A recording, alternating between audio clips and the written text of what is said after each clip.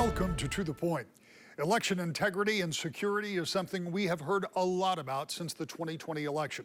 It goes beyond that to questions in 2016, all the way back to 2000 when hanging chads became a part of every newscast. No surprise that election security is on the mind of clerks and others heading into 2024, including Secretary of State Jocelyn Benson. Secretary, we were talking just before we went on the air about election security and the way we look at it today versus maybe the way we looked at it 25 years ago. And there's so much more discussion about it now, and you and your counterparts across the country and all of the county clerks and township and city clerks, everybody here in the state of Michigan has a real eye towards security. But you're doing something in addition to what some of the things that have been done. You're doing some actual training with law enforcement and clerks. Tell me about that and why you think it's important. Well, yeah, here in Grand Rapids, and we're doing others in Traverse City and Detroit, even up in the UP. We're working with clerks, law enforcement, and first responders to do some scenario planning, essentially, try to talk through every potential scenario that could happen either before an election or during early voting or on election day itself or during the counting of ballots so that we're prepared. What we found in 2020 and in past elections that sometimes if that space between when something happens and you decide what to do, if you can minimize that space by knowing how to rapidly respond, it takes away some of the fearful anticipation and also helps mitigate any potential harms. So it's really been great to see law enforcement who heretofore perhaps in the past might not have been this active and engaged in thinking about election threats or election planning in the spring of an election year, actually be there present today, representative from Sheriff's Office and others, to help support our clerks and make sure we're all on the same page in what to do if something bad happens. Now, obviously, we're not going to talk about those specifics because part of that is internal planning. But you bring up a very interesting point. Anytime you leave a vacuum, in that time between when something happens and when it's taken care of, that vacuum will get filled with conspiracy or will get filled with calculations or speculations. And so being able to react quickly is good, but you also have to be accurate when you react. Right. So how much of that scenario is just making sure that everybody understands process A through Z that it takes to get a ballot cast and counted? I mean, that's not 80 to 90% of the work, just making sure ahead of time everyone knows how a ballot gets counted, how something is secure, what to do if something goes wrong. All of that is stuff that we plan for. And then we welcome transparency into the process. You know, before an election, we'll openly test our voting machines so people can verify for themselves their accuracy. Different things like that help us demystify the process, which enables us to, in some ways, pre-bunk misinformation before it lands or before it fools someone, and prepare someone to know where to go or who to ask or even just how things work before someone comes along trying to deceive them. And when you talk about testing the election equipment, that is done in a public way with all of the county clerks. I know in West Michigan, you have a number of opportunities to go see how that works, and they encourage people to come out and see how that happens. We know that there has been much speculation about election security, and we also know that with this next election coming up, it's going to be different yet again because Michigan election laws have changed since 2020 and they've continued to evolve until now. This will be the first time ever for a presidential general election when we'll have that at least 9 days of in-person voting and of course the no reason absentee that goes 40 days out. So there's a lot to keep an eye on. How do you at the Secretary of State's office kind of prepare for all of those changes? By starting now, by starting early and knowing that election day starts long before election day itself, certainly now, and making sure our voters are prepared as well so that they know. I was telling some folks who are meeting with today, you can request your ballot now for November so that when it gets printed in the fall, it's mailed to you right away. And you can do that online at michigan.gov/vote. And if you have questions about how we're identifying voters or what the signature review process is like and how we can, all the different ways in which we make sure only valid votes are counting, you can go to michigan.gov/vote and get all of that information in a very sort of as much of a granular way as you want. So making sure voters know where to go for information and understand that the process starts now helps us. It also helps to have more people working the polls than ever before. We've recruited tens and thousands of new election workers over these last several years from both sides of the aisle to be a part of the process. And that helps us also prepare to fully staff our early voting sites and make sure voters are aware of all the different ways they can participate. And one of the things that clerks always emphasize to me, and this kind of makes sense to me, those people who are volunteering to work on election day are people that have kids in your school, or people that go to church with you, or shop at the same grocery store that you do. And so it's a matter of, it is a participation sport, if you will, for those team folks. Sport, right. as we say. Yeah, all of us together. And that should help people have more faith in the system if it's people they know, or people that they should know. Right? Yeah, or people they can be themselves. I mean, Right. we invite people to be an election worker if you really have questions about the process. And as an election worker, you become a local employee of your local clerk. So there's certain responsibilities that you have and all the rest, but you can see up front just how much goes into meticulously counting every valid vote, validating every signature, making sure that we identify voters before they get their ballot. All of those things are part of our process. And it helps us really work with folks who may have been heard things that aren't true, and help them see firsthand what really goes into our elections that are run by nonpartisan, professional folks at the local level and staffed at the polls by your neighbors, by your coworkers. I don't want to get into the politics of this, but I do have a serious question. We did polling some months ago that showed that the enthusiasm level for a Joe Biden candidacy or for a Donald Trump candidacy was pretty low. And numbers even now suggest that people would like to have another choice, though none appears to be in the offing that has qualified for all of the ballots around the country. How do you use that kind of information, if you do, to calculate voter turnout? Because we know presidential general election should be big turnout, right? But will that vary depending on the intensity of this race? Well, it's interesting. In 2020, we had the highest turnout ever in our state's history. And that wasn't necessarily related to the candidates on the ballot as much as the vast array of new ways of voting. Even in the midst of a pandemic, citizens could have their ballots mailed to them and vote from home and mail it back. That actually impacted and increased voter turnout more than any particular campaign or candidacy. So obviously everything plays a role. But the fact that we have 9 days of early voting this year, I think we'll see more people come out to participate simply because it's easier than ever before, and that will help us ensure that we have more people participating, and therefore our elections are even a better reflection of the will of the people. But at the same time, yes, people are also exhausted from the constant political cycle that we've been in. It feels like the 2020 election never ended, and here we are now in 2024. So that weariness is real, not just for voters, but election officials. But we've all got to fight through that, because Michigan has a crucial role to play in defining the future of our country through this election cycle. And no matter how someone chooses to vote or who they vote for or where they live, we want to make sure they're a part of that decision. And that's why in this particular moment, participating and voting is so important.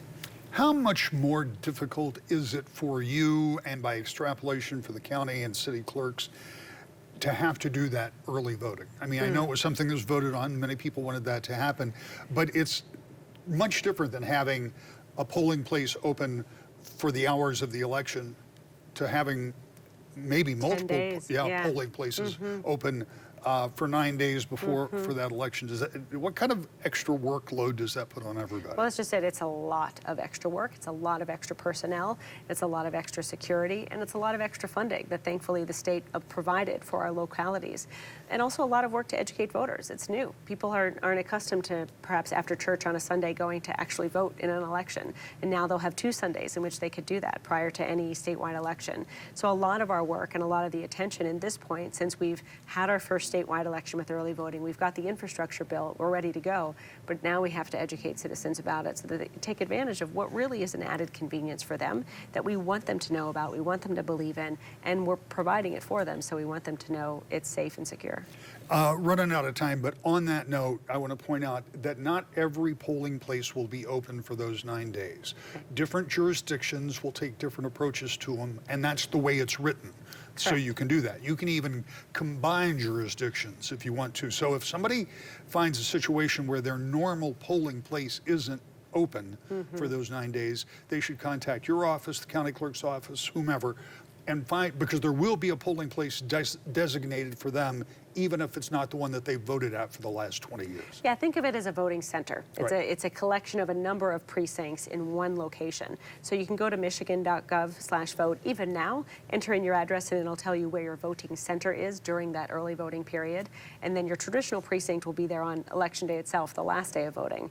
But for many localities, it'll be one center for perhaps an entire city or perhaps an entire township.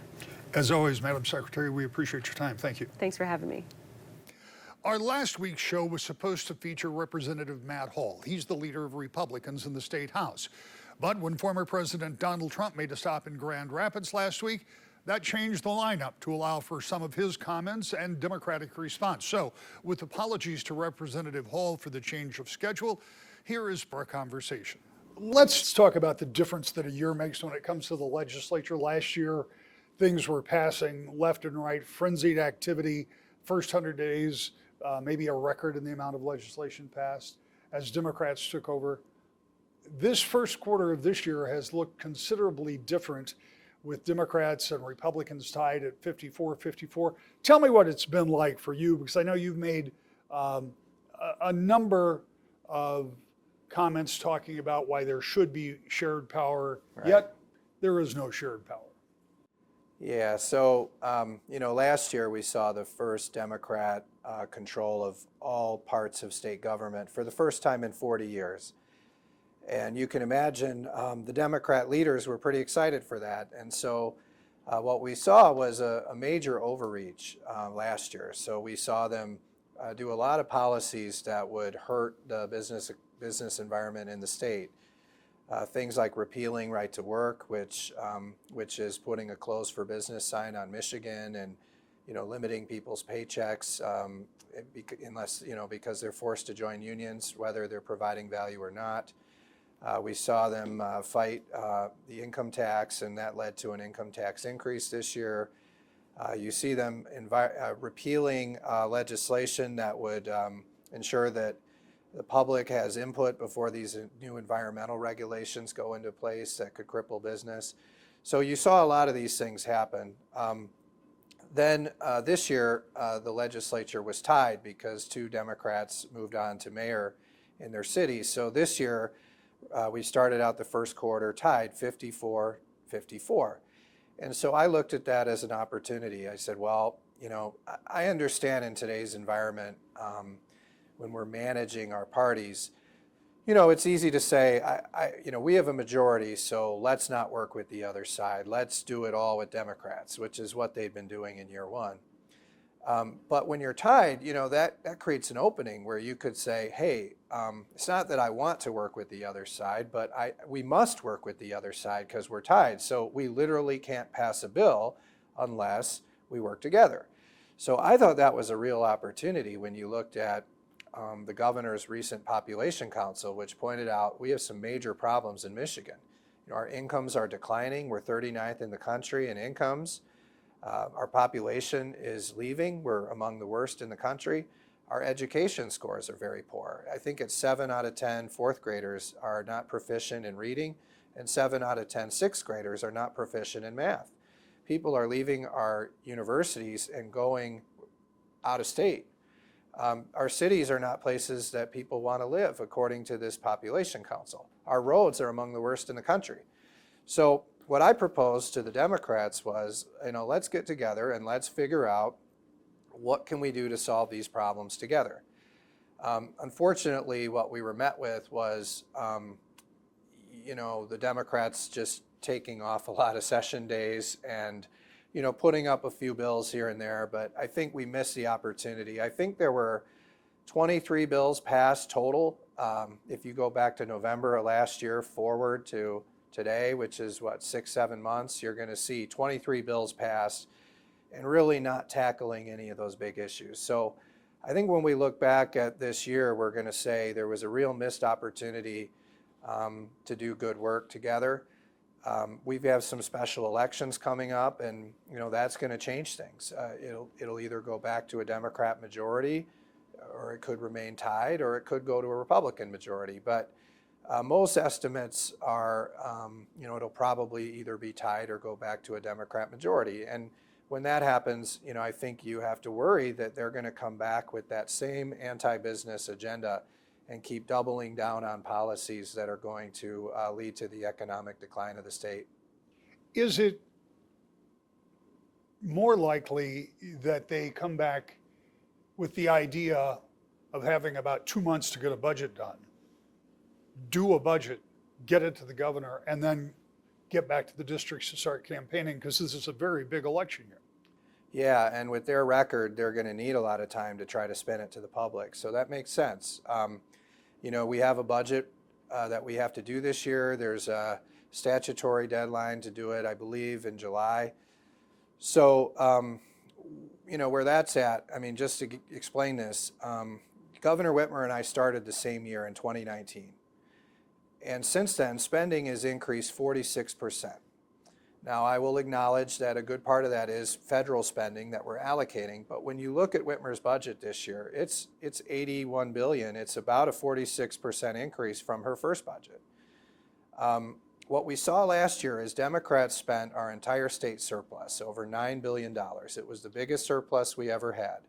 And the way that they propose balancing this budget this year is by the income tax going up, which it did, and then secondly, raiding the teachers' pension fund. And I actually did some analysis of this. I talked to some experts. So this is what Governor Whitmer's saying.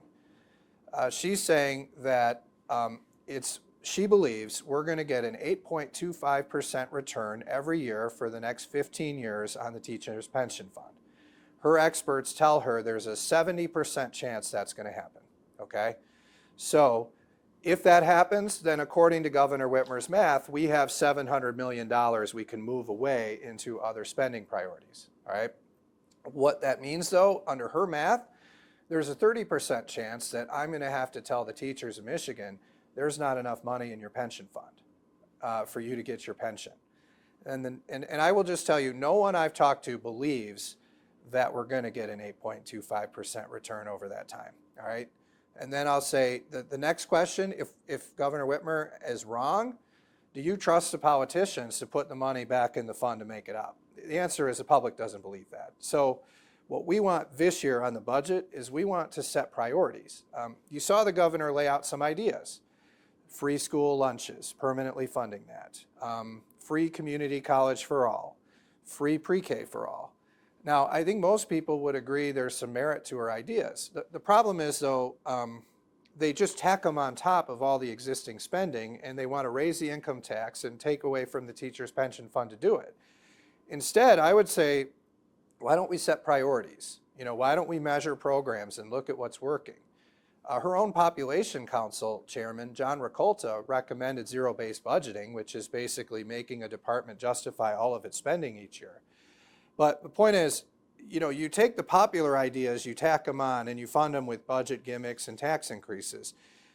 They never do that with the unpopular programs. So my point is, let's start putting in things that measure this, that set priorities, that let's have this conversation around what is the return on investment for the taxpayer. And that'll lead to a conversation where maybe we narrowly tailor these programs. Maybe it's free pre-K based on financial need, more financial need. Maybe it's community college based on whether you're getting a marketable degree, whether you're graduating. We can point to ways to tailor that program. Again, with the free breakfasts and lunches, we could make that more narrowly tailored too based on need. So, when you're talking about measuring programs and setting priorities and return on investment for taxpayers, it'll push those conversations in that direction where I think you're balancing better between, because these aren't free, these are taxpayer funded, and that's why we need to be making sure we get a return for every dollar. You've said twice something about return on investment. My question to you would be, you have been critical of some of the governor's investment when she's trying to attract businesses to Michigan. We've heard a lot about the battery plant in Marshall, a lot about that proposed battery plant in Big Rapids. Mm-hmm. What do you think the governor ought to be doing, or what should the state be doing? How much can we afford to invest to bring companies here and how much can we afford not to invest when every other state is doing that? Yeah, so the way I would explain this is, I talked about how the Democrats spent our entire $9 billion surplus last year. Well, a good portion of that went to these economic development projects. And one thing that I don't agree with is we let Governor Whitmer's Michigan Strategic Fund define what these critical industries are. And so far, the main critical industry they've defined is electric batteries. And so you look at, $1.7 billion of taxpayer money is essentially going to go to that Ford project in Marshall. I think it's hundreds of millions of dollars is going to go to the battery plant for the Chinese company Goshen up in Big Rapids. And you see several other programs like that for this Our Next Energy, for GM, and for others. And most of that is in electric batteries. So the first thing we have to understand is when we're giving billions of dollars out to these companies, these corporations, that is money that could be spent on funding education. It could be funding some of these programs Governor Whitmer's proposed, like the free school lunches. It could be going to fix our roads and bridges. I mentioned those are among the worst in the country still after 5 years of Whitmer. So we looked at this Marshall battery plant. The money they gave them literally would have fixed every critically rated bridge in the state. Okay, so remember, this is money that could be spent on something else. This money could also have allowed us to not raise the income tax this year. So that's more money coming out of your pocket. So what I want to explain is that's why we need to make sure these programs are accomplishing what they need to. I look at it and say the Marshall deal, we gave them $1.7 billion for what used to be 2,400 jobs, paying $48,000 a year. We did the math, it was like $725,000 per job, okay? That's a bad deal. Now, how are they able to make bad deals like that? Well, number one, the entire legislature does not vote on these programs. It's only the Appropriations Committee, which is really stacked toward the Democrats. So the body is 56-54, when we voted on these things. The Appropriations Committee, the Democrats have like a 6 or 8 seat advantage. And so only a fraction of the legislature is approving these programs. Then what we see what Ford do is Ford, so just to give you the example, I did not get to vote on Goshen. I did not get to vote on the Marshall deal in Ford. I would have voted no on those because they're bad deals. But the second thing I would say is when they change them. So Ford announced, there's not a demand for electric cars like we thought. So we're scaling that back, and I think they're scaling it back to 1,700 jobs. Where we're struggling is how do you get that money back into the general fund, okay? Because they're not honoring their deal, and that money should go back into the general fund so we could use it on roads or bridges. Instead, what they're doing is they're clawing it into a place where Whitmer can just give it out to another company without legislative approval. So I think we need more transparency and accountability over these programs because Governor Whitmer is not demonstrating an ability to make good deals that get a good return for the taxpayer. And we're talking about billions of dollars. Just a couple more observations. I think we need to put in protections to make sure these programs are geographically balanced so they don't all go to Detroit. So West Michigan gets a fair share, Northern Michigan, so we need to put those protections in. We also need to look at small and medium businesses as well, because again, these big investments are going only to major multinational corporations or Chinese corporations.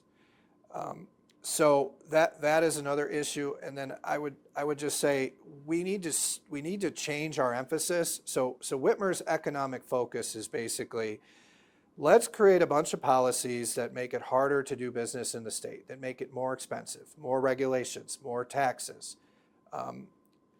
Then let's offset it by writing checks to make it more affordable for the ones we pick.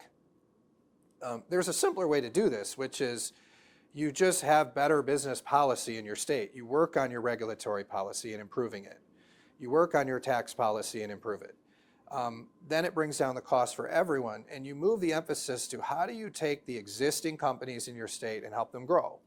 It's much cheaper to help a Meyer grow, or a Dow, or some of these companies that are here, or one of the small businesses here in Kalamazoo County, to help them grow, than it is to hunt and bring someone in. If we change that focus, we're going to help our local businesses grow, and then we're going to attract more businesses because they're going to see a more customer-friendly state with a better tax policy and a better regulatory policy. So as we go forward this year, you're going to see House Republicans proposing solutions to accomplish those goals, as opposed to just writing checks to make up for bad policy. When you say Republicans will be pursuing some of those better, what you say are better policies, I mean, the reality is, if, as you explained it, it's likely you're going to be back 56, 54, will you get any Democrat support for any of those things? Well, you know, Governor Whitmer's #1 legislative priority this year appears to be doubling down on these type of programs. So she's created a new program that's called Hire that passed the Senate before the end of spring break. And essentially that is another way of giving money to corporations for locating in the state. And so I believe in the House you will see at least one Democrat who will not go along with that. And so if Governor Whitmer wants to accomplish her #1 legislative priority, then I think she's going to have to work with Republicans. And again, we're supportive of growing our state's economy and encouraging job creators to come here. I will point out, though, when Governor Whitmer rammed through this right to work change, that put a closed for business sign on Michigan for many employers looking to locate here. So that is a challenge. Higher taxes is a challenge. But if we can get her to work on the fundamentals and look at things like pushing for measurement in our budget based on return for the taxpayer, looking at how new regulations affect incomes and jobs, and other things we look at, making sure regulations are science-based, encouraging departments to review their regulations every year for criteria that makes more sense than what they're doing. And then also the things I just talked about that would make these economic development programs more accountable and transparent, more balanced, and ensure that we're getting better return on investment for the taxpayer, then I think Governor Whitmer can get Republican votes. Let's talk in the final few minutes that we have about something that the legislature started talking about earlier this year, and that was immigration. Yeah. I talked to one of your fellow senators from the Republican Party, and he was very concerned about the influx of drugs, fentanyl particularly, and that there are a number of different views and things that you might be able to do, understanding that immigration is largely a federal issue and has to be dealt with the federal government. And we've seen the problems that Texas has experienced when they can't enact their own laws or trying to, and facing quite a bit of pushback. What is it in the state of Michigan that we should be doing? And I know in light of a murder that happened in Grand Rapids recently with a person who had been deported and had come back into the country. So I know that that's a focus as well, but what can we as a state, what do you feel like we should be doing? Well, a few things. The first is 9 months ago, I introduced a bill that would ban sanctuary counties in Michigan, and my colleague Cam Cavett from Northern Michigan alongside me introduced a bill that would ban sanctuary cities in our state. Now, there's been a lot of conversation recently about what is a sanctuary county or a sanctuary city, and some people want to play semantics. And I'll just say, a sanctuary county or city is not just a county or city that passes a resolution saying that they're a sanctuary county or city, and that's important. What my legislation does, and the way I would define it, is if a county or city or a municipality is pursuing, is a policy, or if officials in that county or city have a policy that limits the ability of local officials to work with federal law enforcement on enforcing immigration laws, or if it limits their ability to communicate, that is a sanctuary policy, okay? So if you look at counties like Kent County and Kalamazoo County, I represent Kalamazoo County, you have sheriffs who have instituted policies that basically say if they have a illegal alien in their custody, that they are going to release them at the end of that proceeding, regardless of what ICE says. So if ICE says, hey, hold them past that period of time so we can come down and pick them up, they're refusing to honor those detainers unless they get a court order.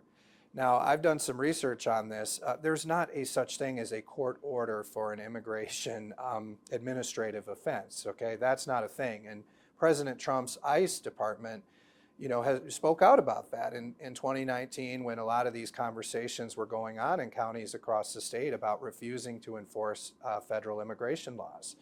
So what my legislation would do is it would prohibit counties from having these kind of policies. So whether it's the counties that come out and say we are a sanctuary county by resolution, or it's the ones that are saying our law enforcement are not to ask questions when they pick someone up about their immigration status, or they're the ones that have these sheriffs that are refusing to hold illegal aliens for ICE to come pick them up unless there's a court order, all of those policies would be void under my legislation. And then a county that is implementing one of those would have to repeal it, or you would have the opportunity for a citizen to file a lawsuit against that county to get them to follow the law. I've got less than a minute left. If you mentioned Kent County, if, for example, in Kent County, the sheriff's department didn't comply and they didn't want to turn a person over to ICE, or they wouldn't hold them for ICE, what would the sanction be on them?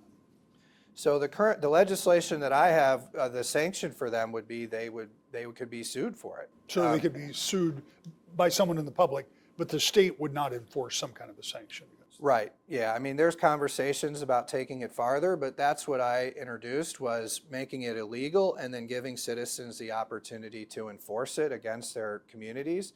But the main thing is, I mean, you saw this here in Kent County. A woman was killed by an illegal that President Trump's administration deported, who came back here, had many run-ins with the law, and we have to make our community safer, and sanctuary policies do not help that. It jeopardizes law enforcement when they're released back into the public, and ICE has to go find them in the public rather than go to the jail and pick them up and then work on their deportation proceedings. And again, and this will have to be our final question, understanding that these have been introduced for a while, the conversation has continued to pick up.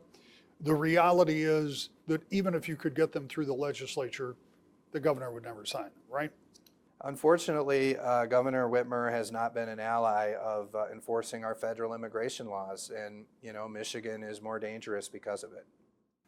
Later this month, special elections will be held that will likely return Democrats' 56-54 majority. That will come just in time for work on the budget before the summer recess. It's something we'll be keeping an eye on. To the point.